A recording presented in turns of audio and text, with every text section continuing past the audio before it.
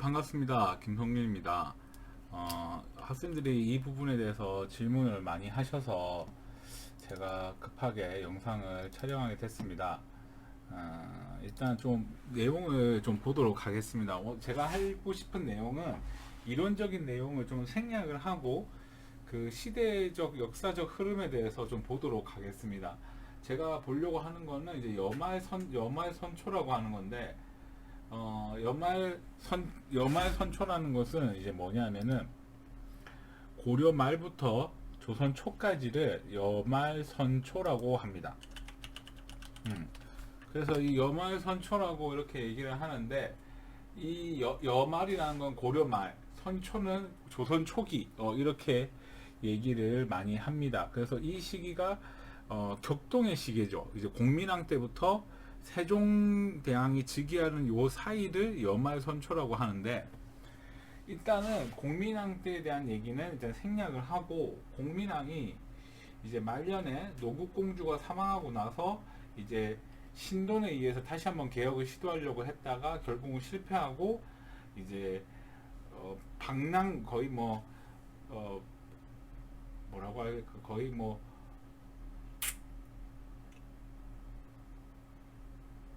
거의 폐인처럼 살았죠. 그래갖고 남자하고 관계를 한다든가, 그 다음에 자기 부인이 관계하는 걸 본다든가 이런 식으로 행동을 합니다. 그러다가 결국 자제위라는 자신을 지키는 호위부 자제위라고 하는데, 자신을 지키던 그 호위 부대한테 이제 암살을 당하게 됩니다. 그러자 이것을 빠르게 수습한 사람이 당시의 권문세족이었던 이인임이라는 사람입니다. 근데 이 권문세족 이인임이 어떻게 권력을 잡았냐면, 이 자제위가 공민왕을 암살했다는 소식을 듣고 빠르게 군대를 끌고 와서 이 자제위를 제거하고, 공민왕의 첩의 아들, 그 사람이 이제 우왕이죠. 우왕. 이 우왕을 왕위로 옹립하게 됩니다. 근데 이 우왕한테는 이 정치적인 약점이 있었습니다. 그 정치적인 약점이라는 게 무엇이었냐면은,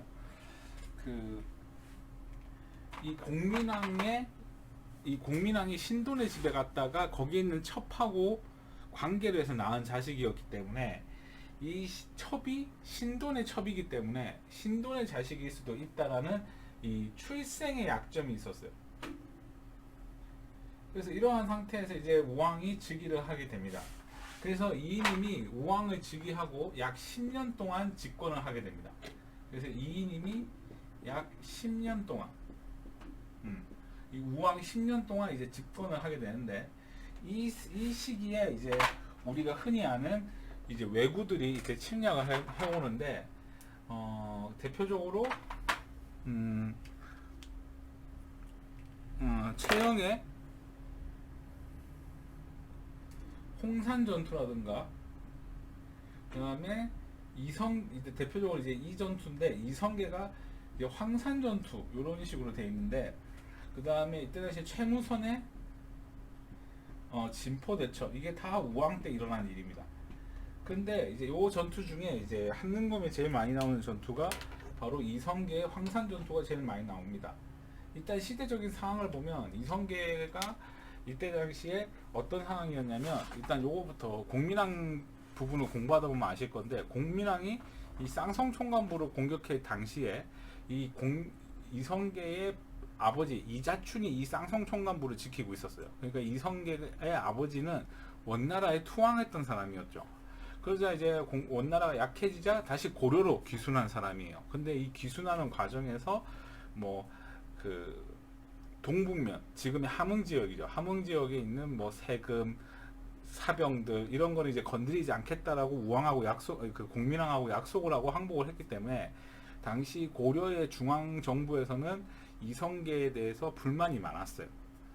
당연히 이성계에 대해서 불만이 많을 수밖에 없겠죠.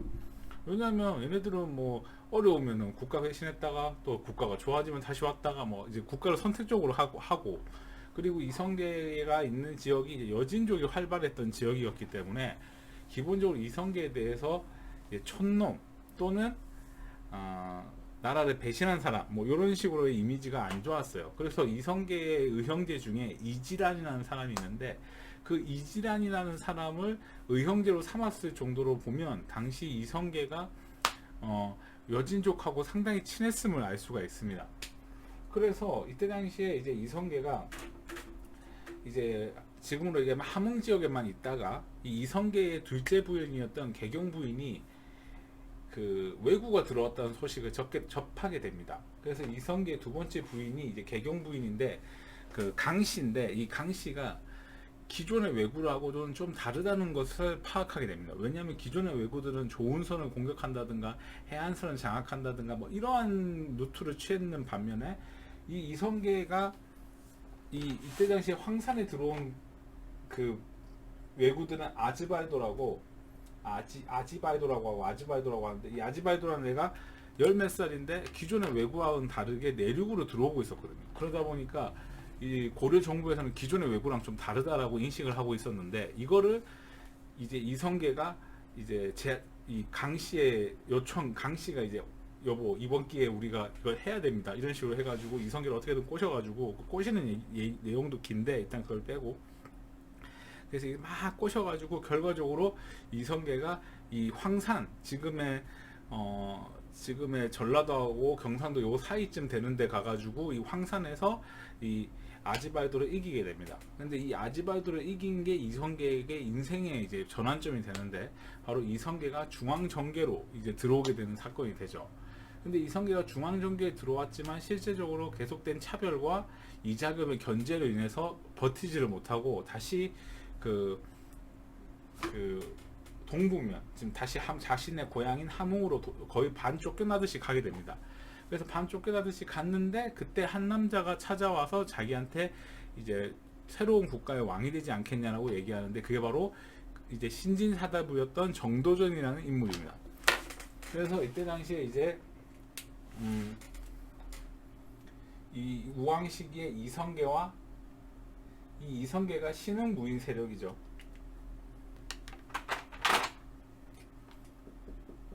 이성계가 신흥무인 세력이고 그 다음에 여기에 추가로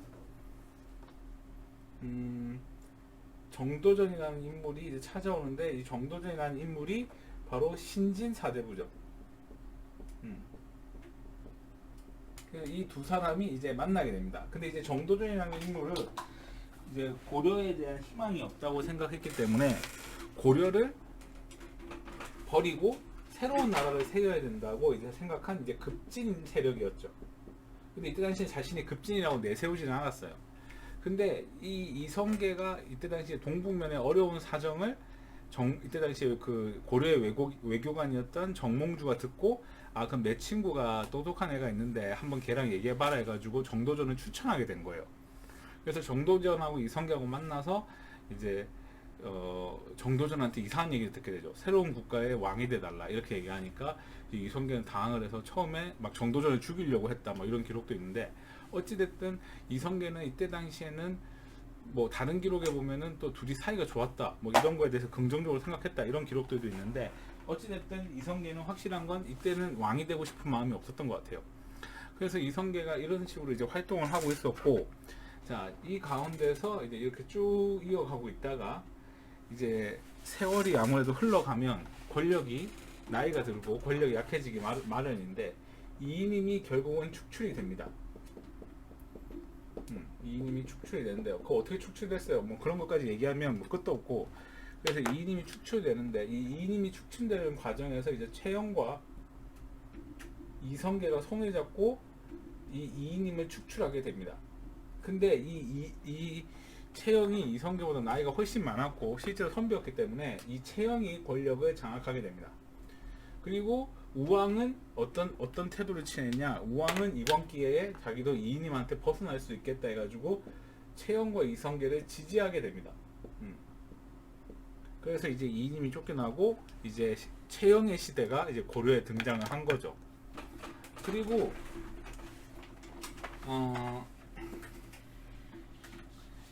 이제 채영 집권기 때 이제 결정적인 사건이 하나 일어나는데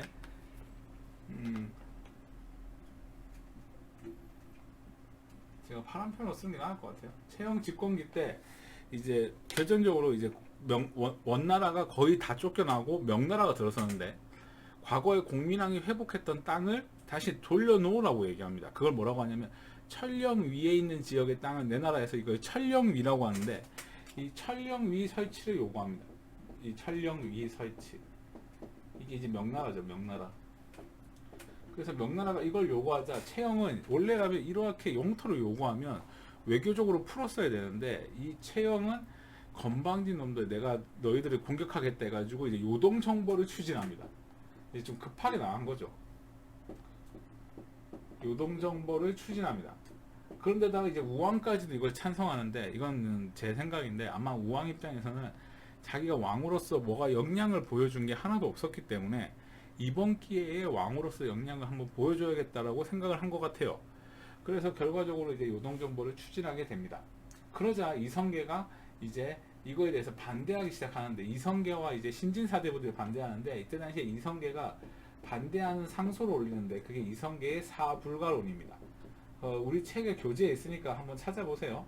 사불가론이라는 건 뭐냐면, 뭐 명나라를 공격할 수 없는 4가지 이유를 얘기하는데, 뭐 첫째, 작은 나라가 큰 나라를 공격할 수 없다, 농번기에 가면 안 된다, 그 다음에 지금 공격을 하게 되면 그 뭐 무기가 상할 염려가 있다, 그 다음에 남쪽 지역의 왜구도 걱정이 된다, 뭐 이런 식으로 해가지고 4가지 불가론을 얘기합니다.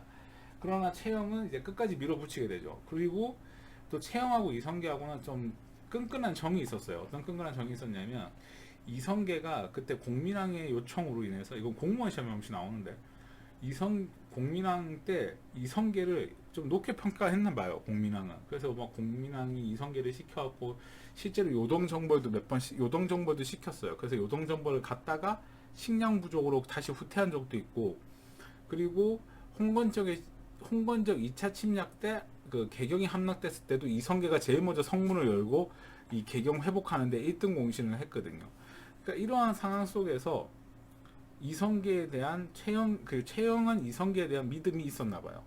그러니까 주변 사람에서 촌놈, 뭐 무시하고, 뭐 나라를 배신하는 놈 하면서 그 주변에서 이렇게 손가락질을 해도 채영만큼은 이성계한테는 그러면 안 된다, 이런 식으로 이제 뒤에서 이제 든든하게 선배로서의 역할을 했죠.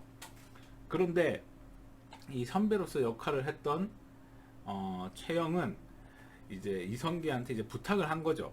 이제 내가 꼭 요동정벌을 하고 싶다, 좀 도와주세요 아우님, 이런 식으로 한 거예요. 그러니까 채영이 이제 이런 식으로 얘기하니까 이성계가 그래 알겠습니다, 같이 갑시다 해가지고 이성계도 요동정벌에 결국은 찬성하게 됩니다. 그래서 채영을 총사령관으로 해서 우군에는 채영이 이렇게 있으니까 우군에는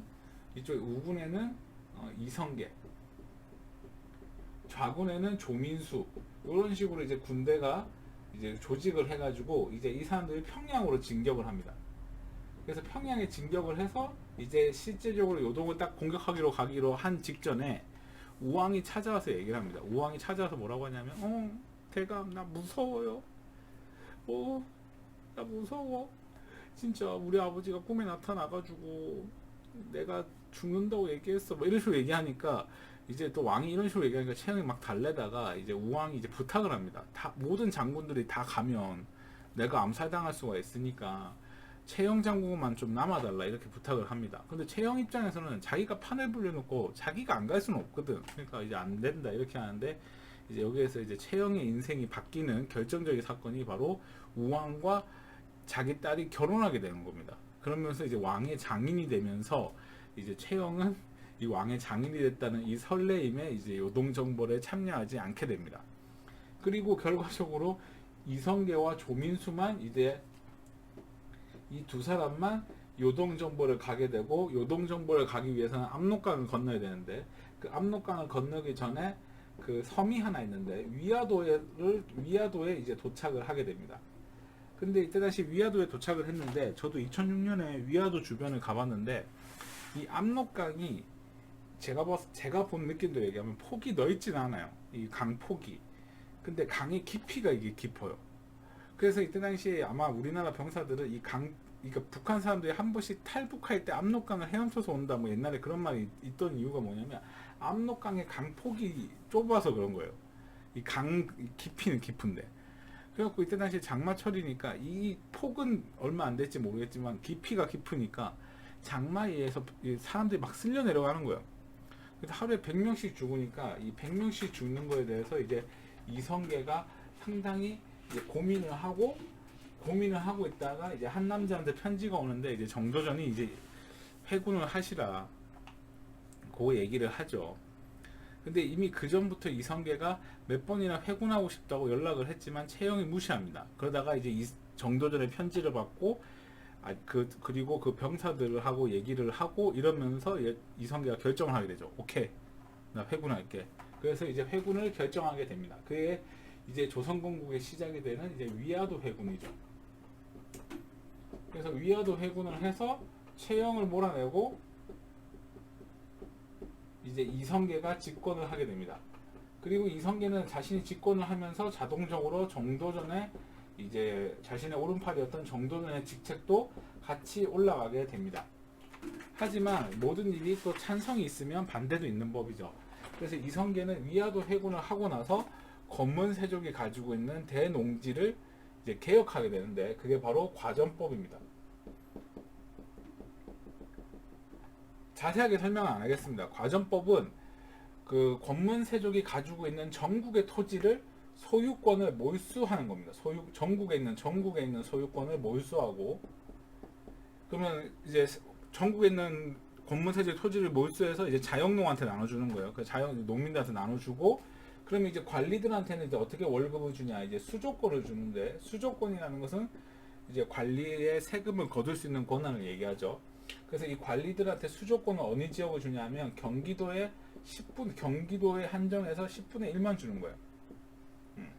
그래서 이런 식으로 이제 과전법을 설정하게 됩니다. 그래서 이 과전법을 기반으로 이제 그 신진사대부라고 하면 좀 그렇고 신진사대부의 경제적 기반을 마련하게 됩니다.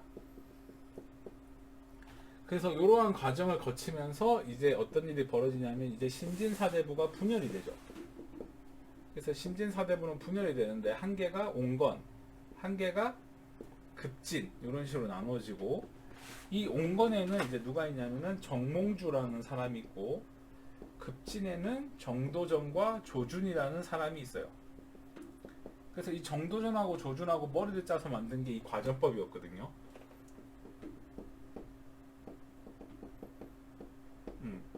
이렇게 머리를 짜서 만든 게 과전법이었단 말이야. 그래서 이 사람들이 결국은 붙게 됩니다. 자, 그러면서 이제 정도전은 자신하고 40년 지기 친구였던 이제 정도전하고 이제 싸우게 되는 거죠. 근데 이성계가 이때 당시에 그 정몽주를 자신의 편으로 만들고 싶었지만 여러 번 실패합니다. 너무 실패했는가 승질나가지고 술 먹고 말 타고 사냥을 나갔다가 떨어지는 사건이 벌어집니다. 이제 오늘로 따지면 음주운전을 한 거예요. 그래서 이제 이성계가 이제 생사가 오락가락 한다는 얘기가 들리자 이제 정몽주가 이제 이성계를 암살하러 갑니다. 근데 이성계한테는 아들들이 있었는데 그 아들들 중에 유일하게 과거 시험 합격자가 있었는데 이성계의 첫째 부인 한씨의 5번째 아들이었던 이방원이라는 사람이 아빠를 구합니다. 그래서 아빠를 구해서 이제 개경으로 데리고 왔는데 아빠가 이제 몸이 너무 크게 다쳐 놓으니까 깨어나질 않는 거야. 그래서 이제 깨어나질 않으니까 이제 이 상황 속에서 이제 정몽주가 정도전하고 조준을 귀양을 보냅니다.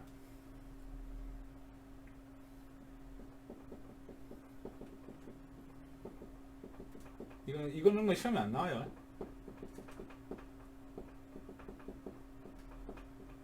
조준이 이제 귀양을 갑니다. 이 위화도 아까 얘기했던 그 여기 우리 유튜버 듣는 진사님들 위화도 회군하고 과전법하고 이런 건 시험에 나오겠죠.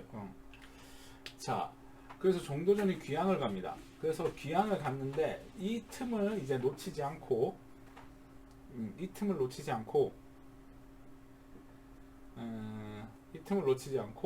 이제 정도전하고 조준이 귀양을 갑니다. 그래서 이제 진짜 이성계 세력은 이제 위기에 봉착을 하는데 그때 이방원의 5번째 아들이 정몽주를 죽이게 되는데 그게 바로 선주교 사건입니다. 선주교 사건. 그래서 지난번에 선주교의 위치를 물어보는 문제가 시험에 나왔는데 선주교는 개경에 있습니다. 그래서 이 개경에서 이방원이 조영규를 시켜서 철퇴로 정도전을 죽이게 됩니다. 아니, 정몽주를 죽이게 됩니다. 그래서 정몽주가 이 사건으로 이제 죽게 되는데 이때 정몽주가 그 유명한 단신가를 쓰게 되죠. 이 몸이 죽고 100번 고쳐 죽어. 그 얘기를 하고 이방원은 하여가를 이제 얘기죠. 하여가 이런 데 어떠하리 저런 데 어떠하리 만수가지에 드렁친 데 어떠하리 뭐 이런 식으로 얘기하죠. 오늘로 얘기하면 랩 배틀을 한 거예요. 주제 새로운 국가 어떻게 생각해 뭐 이런 식으로 한 거예요. 난리 났네, 난리 났어. 그래서 이제 결과는 이제 이방원이 정몽주를 암살한 걸로 이렇게 되게 되고 이제 고려는 마지막 희망이었던 정몽주가 죽자 바로 이제 공양왕이 이때 마지막 왕이 공양왕이었는데 공양왕이 선의를 합니다. 선의란다는 건 왕위를 물려주는 얘기죠. 왕위를 이성계한테 이제 주면서 이제 고려는 멸망하게 됩니다. 그게 바로 고려가 이제 이성계가 즉위를 하고 이게 바로 고려의 멸망이고 이 멸망한 연도가 1392년입니다. 이렇게 되는 거죠. 자, 선생님들 간단하게 제가 20분 동안 물론 더 길게 설명할 수도 있지만 20분 동안 간단하게 고려부터 고려의 멸망 과정을 좀 간략하게 설명을 했습니다. 학생들이 좀 이 부분에 대해서 질문을 많이 하더라고요. 그러니까 이 부분을 전체적으로 이해를 해야 왜 과전법이 만들어졌는지도 알고 이걸 전체적으로 이해를 해야 위화도 회군을 했는지도 알고 이게 이제 알 수가 있는데 이 과정에서 이제 한능검에서 나오는 것 중에 가장 큰 포인트는 과전법이 위화도 전인지 위화도 후인지 요거를 좀 기억하시는 게 제일 중요하겠다. 이렇게 보면 될 것 같습니다. 자, 간략하게 요 정도만 했습니다. 자, 그러면 학생들 열심히 또 공부하시고 우리 시험이 얼마 안 남았습니다. 화이팅 하십시오. 감사합니다. 수고들